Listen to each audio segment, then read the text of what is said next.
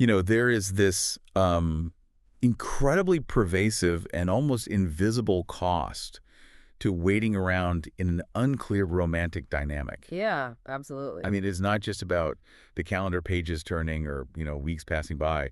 It's so much heavier than that. It really is. You are sitting there, quietly paying this massive toll with your undivided attention, your mental energy, and, well, your hope. Right. And you end up with this remarkable imbalance where one person is just fully funding the emotional bank account. Exactly. While the other person is actively holding back on commitment, holding back on consistency, and, keeping any real clarity entirely out of reach. It's like they're essentially just passing through the lobby. We often treat waiting as a passive activity, like standing in line at a grocery store. Oh, but it is not passive at all. No, in romance, waiting is highly active. It demands a continuous, exhausting expenditure of your internal resources. You're a bleeding energy while they are just comfortably coasting. This is AI Dialogue Lab, and today we ask, when a situationship becomes too long to keep waiting? It is a dynamic that really forces us to look past the surface-level frustrations. Right. We have to dig into the actual mechanics of why being stuck in that holding pattern feels so profoundly draining, and more importantly, how to navigate your way out. Because ultimately, in this deep dive, we're trying to answer the question, how long is too long to stay in a situationship? Exactly. So to figure that out, we are going to unpack the real, measurable emotional cost and the opportunity cost of living in the gray zone. We will look at the data, the psychology behind why we get trapped, and finally, a practical framework for deciding when enough is finally enough. We've got a great stack of sources for this, from the Pew Research Center to the Gottman Institute, plus some really fascinating cultural insights. Yeah, but before we can calculate any kind of exit strategy, we need to understand the architecture of the trap itself. Right, like how do two people end up existing in the exact same relational dynamic, yet experience it in an entirely different universe? It is wild, right? Nobody wakes up and thinks, oh, I would love to spend the next 8 months vaguely dating someone who introduces me as their quote-unquote friend at dinner parties. No, of course not. So how do we slide into this? Well, the landscape of modern romance has fundamentally shifted. Right. Research from the Pew Research Center highlights that the share of single or unpartnered adults has grown, but more importantly, their dating goals differ wildly. Which makes sense, right? Yeah, we are no longer living in an era where everyone is following a rigid, synchronized path toward marriage. You have a massive expansion of options. Exactly, which means people are entering the dating pool with completely asynchronous timelines. And that creates a massive collision course. It really does. You have one person who is looking for a trajectory, like a narrative arc that leads somewhere, and they collide with someone who actively avoids labels. Right. Maybe that person values total autonomy, or they're just terrified of the heavy expectations that usually come with a title. And that collision is where the situationship is born. Yes. The Institute for Family Studies, along with platforms like SciPost, they define the core psychology of a situationship as a space of transition. Like a waiting room. Think of it exactly like a waiting room. The fundamental problem is that a transition, by definition, is supposed to be temporary. You pass through it. Right.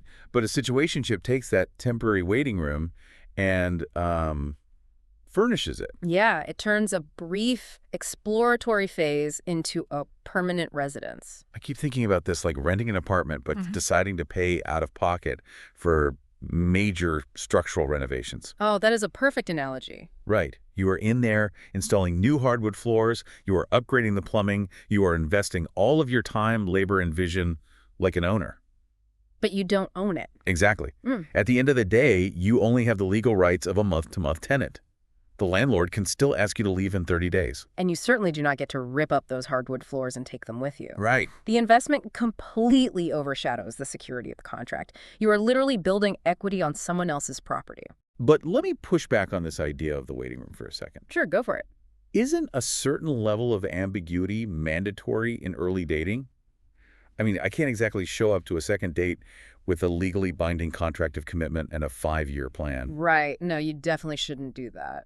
So when does the natural, healthy gathering of data turn into being well and truly stuck? Well, The distinction lies in mutual progression versus unilateral stalling. Okay, unpack that a bit. Early dating is naturally ambiguous because both of you are assessing compatibility. Mhm. You are trying to figure out if you even like this person enough to want a label. Right, it's a mutual assessment. Exactly. Natural pacing feels like a shared exploration. You are both walking through the house together. A situationship, however, is characterized by a deep disparity in intention. Meaning one person is moving forward and the other is just planted. Yeah.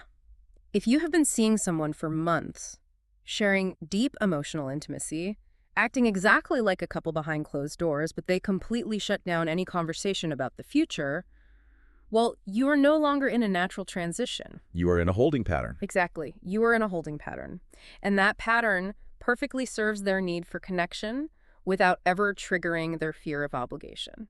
Okay, so if the dynamic is built on that kind of unilateral stalling, it forces us to ask what happens to the person who is stuck waiting. It takes a huge toll. Because staying in that gray zone indefinitely isn't just a mental frustration. It is actively draining you on a physiological level. The scientific literature actually paints a very stark picture of this toll, specifically regarding relational uncertainty. Right, I saw this in the notes. There's a study published in PMC, right? Yes, they tracked the physical effects of relational uncertainty and found it is tied to highly measurable stress responses. Measurable how? They specifically looked at cortisol spikes, cortisol being the body's primary stress hormone. Yeah, and they tracked these spikes during both hurtful and supportive interactions when the relationship was ambiguous. Wait, so why does ambiguity cause a literal chemical stress reaction, though? Why does my brain interpret like a delayed text message or a vague answer about weekend plans as a literal threat to my survival? It is an evolutionary mismatch. Human brains are profoundly wired to secure social bonds. Because historically, being socially isolated meant you wouldn't survive, right? Exactly. When you are deeply attached to someone and they constantly send mixed signals, your nervous system interprets that unpredictability not as a quirk of modern dating, but as a genuine threat of abandonment. Your brain sounds a literal alarm. It does. The PMC study highlights that uncertainty in relational interactions magnifies the emotional impact of everything that happens between you. So everything feels heavier. Much heavier. Every minor shift in their tone of voice, every unread message, requires you to dedicate immense cognitive bandwidth to decode it. You are basically running a heavy background program on your phone that drains your battery to zero by noon every single day. That is exactly what it is like, which fundamentally breaks down how healthy relationships are supposed to function. This makes me think of the Gottman Institute. They provide one of the most vital concepts for understanding this breakdown. Oh, definitely.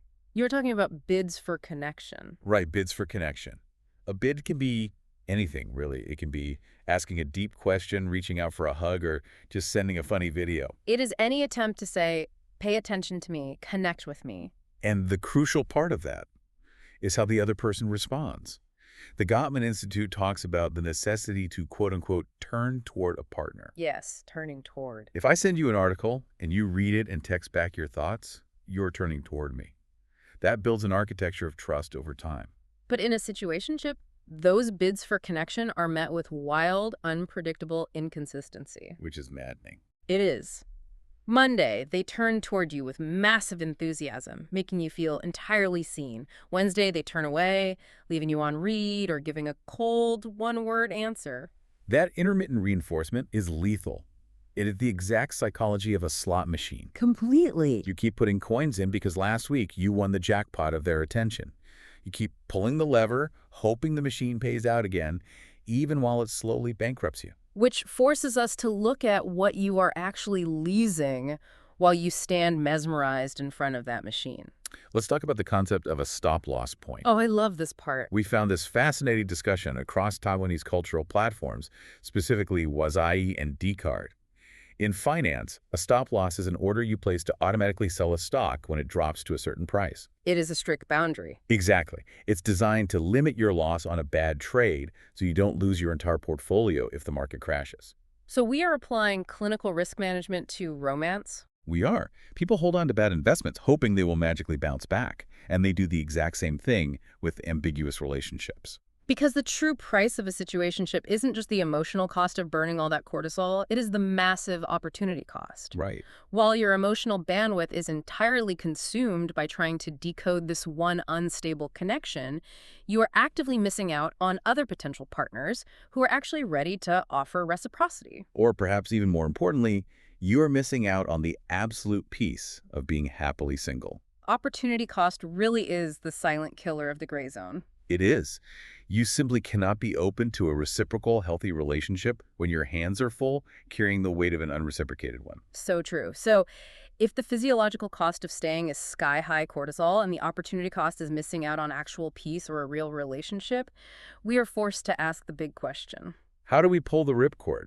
How do you practically navigate your way out of this costly loop without feeling like you are playing manipulative games? Well, the goal is never manipulation. It is clarity. Absolutely. To navigate this, we can look at the mechanics of boundary setting explored by sources like Therapy Group DC. They analyze why the gray zone feels so paralyzing to leave, right? Yes, and platforms like Bella.tw, which focus on evaluating the duration of ambiguous dynamics. Synthesizing this, we arrive at a highly practical, non-judgmental three-checkpoint framework. Define it, downgrade it, or drop it. Exactly. Let's break down that first checkpoint. Define the relationship. It sounds simple, but people are terrified of having quote-unquote the talk. Oh, completely terrified. There's this pervasive fear that asking for a label makes you look demanding, needy, or uncool. But that specific fear is a narrative that entirely serves the person avoiding the label. Oh, that is a really good point. Seeking clarity is not needy. It is a hallmark of emotional maturity. If there is repeated physical intimacy, recurring plans that feel indistinguishable from dates, emotional reliance, and an unstated expectation of exclusivity, it is absolutely time to define the relationship. You aren't jumping the gun. You are asking to see the blueprint for the house you are currently building. Okay, so give us the script. How do you ask for that blueprint without turning it into a dramatic confrontation? You keep it straightforward and entirely focused on your own needs. Okay. You can say something like, I really enjoy spending time with you, but I need to understand whether we are moving toward a relationship or keeping this casual. If it is casual, I will adjust my expectations. Wow, I will adjust my expectations. That is incredibly powerful. Isn't it? It is, because it is not an ultimatum. You aren't saying, commit to me right now, or I am blocking your number and burning your things. Right, no table flipping required. You are simply gathering the final piece of data you need to make an informed decision about your own life. You are taking back your agency. Now, everything hinges on their response. Let's say they don't give you a hard no, but they offer a vague deflection. Like, I'm just incredibly stressed with work right now. I'm not ready for a label. Let's just see where it goes. Exactly that. At that point, you have hit checkpoint 2, downgrade investment. I really love this concept. It is like moving your emotional availability from a premium subscription down to the free tier. Yes, the free tier. When someone is using the free tier of a software service, they do not get 24/7 priority customer support. They do not get access to the premium features. In romance, that means they no longer get your premium emotional labor. Right. You don't have to dramatically flip a table and storm out. You can still grab a coffee occasionally if you genuinely enjoy their company, but you are no longer paying the premium price. Downgrading investment means you stop doing the private detective work. Oh, the detective work is the worst. You stop analyzing who they are following on social media. You stop rearranging your busy schedule to accommodate a text they send at 9:00 p.m. on a Friday. You match their level of casualness. Exactly. And you redirect that massive reservoir of saved energy back into your own life, your friends, your career, your hobbies. But let's be entirely realistic about how this usually plays out. Okay. Downgrading is incredibly hard to sustain. Often, the moment the person who loves the gray zone realizes you're pulling away and revoking their premium access, they suddenly throw you breadcrumbs to hook you back in. It is so predictable. They start making grand, affectionate gestures just to secure your attention again. What happens when you try to downgrade, but they actively try to mess with your peace? Well, that is the ultimate friction point. If they refuse to let you peacefully exist in the downgraded free tier, if they actively avoid giving you clarity while simultaneously demanding premium relationship benefits from you, then downgrading has failed. The stop-loss point has been breached. Yes. And that brings you to checkpoint 3. Drop it. Drop it. If the dynamic keeps you perpetually anxious, and they are perfectly content to enjoy the benefits of your company without ever shouldering the responsibility of a partnership, the cost is simply too high. It stops being a conversation about romance or potential, and it becomes a strict matter of self-preservation. The opportunity cost has bankrupted the connection, and you have to walk away. Define the relationship, downgrade investment, and drop it. It completely removes the agonizing guesswork. It does. You ask for what you need, you adjust your output based on what they are capable of giving, and you leave if the gap between those two things is destroying your nervous system. It also effectively removes the blame.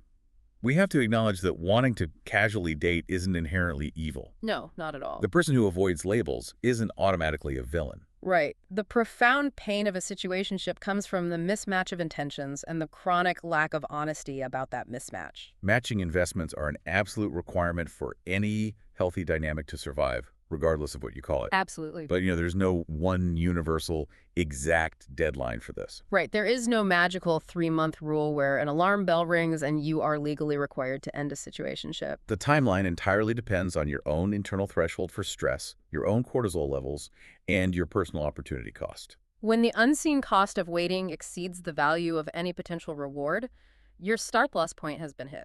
It's just so easy to get stuck, though. It is. When you are deeply stuck in the gray zone, you spend an agonizing amount of time waiting for the other person to finally tell you what the relationship is. You just want them to say it. But often, the clarity we are desperately waiting for them to provide is actually the clarity we need to give ourselves. Their inability to define the relationship is the definition. Wow, yeah. Their inability to define it is the definition. You don't need to keep picking out of pocket to renovate a rental when the landlord has already shown you they're never going to sell you the house. Exactly. Pack up your hardwood floors, reclaim your time, and go build somewhere else. If this helped you name the gray zone, subscribe to AI Dialogue Lab. Next, we ask whether close opposite-sex friendships can survive a committed relationship.